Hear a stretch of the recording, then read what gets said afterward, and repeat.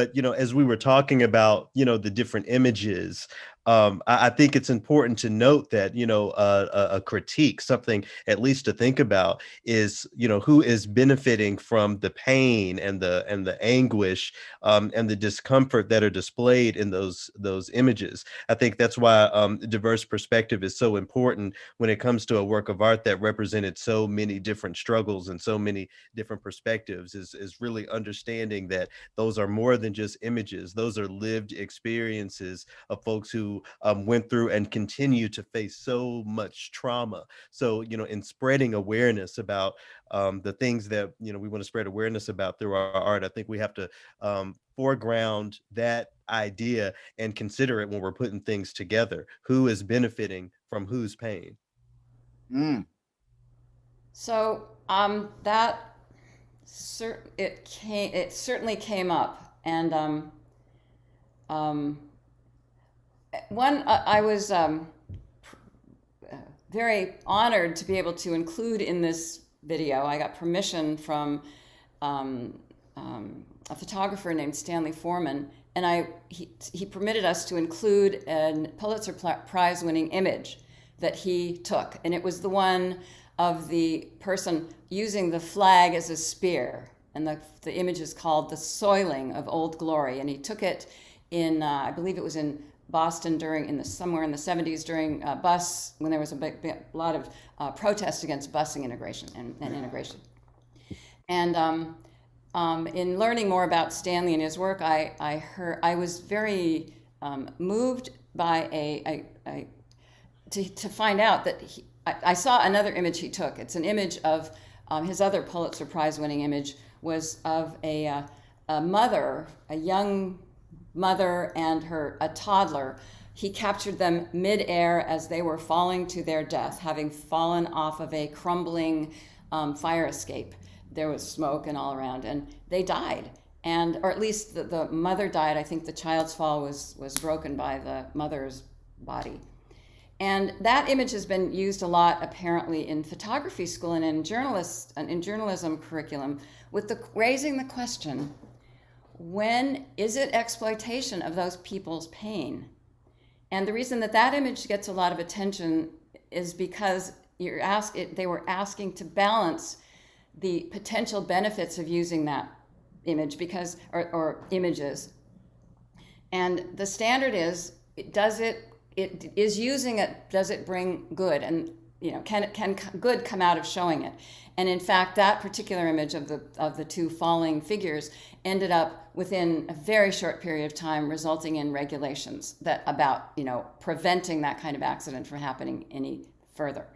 So that became a kind of standard. Not that anywhere do I imagine that there's that level of importance here, but I tried to weigh each image against something like that. Is using it potentially more beneficial than the harm that it could cause? And in fact, I dropped, in the beginning, when I was starting this, I had not been part of this conversation, and it was, I contemplated using in the harsh reality, the one about you need to hear their story, they've lived in harsh reality. I contemplated using the image of the lynching, the very famous image of the lynching with the people in front turning and smiling at the camera.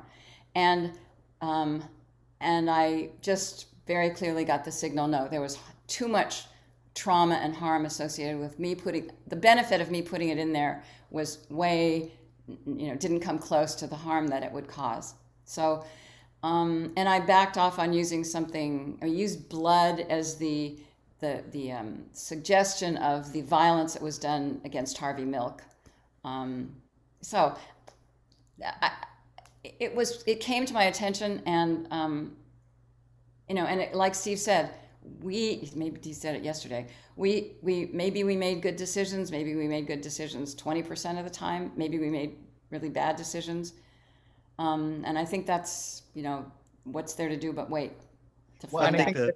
Oh, go ahead, Garrett. I think the binary of good and bad can't be so clear when we're talking about the use of imagery, because you know what came to my mind is as you were talking, Gail, was the story of Emmett Till and his mother's decision to have an open coffin, and that image was on the cover of Jet magazine, I believe, and you know it raised so much awareness around that. You know, being here in the Twin Cities, the fire, literal and figurative, surrounding the murder of George Floyd, you know, has you know, inspired so many conversations. I remember before it was all national news, you know, it was very much local circulation of that video of him being killed. And I remember, you know, initially having the response that we need to stop spreading murder porn. I don't know how I feel about that perspective so much now, because we know what that image did Yeah. to the world, you know, the reaction that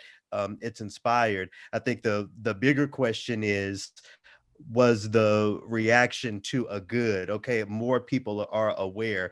What is going to be done with that awareness?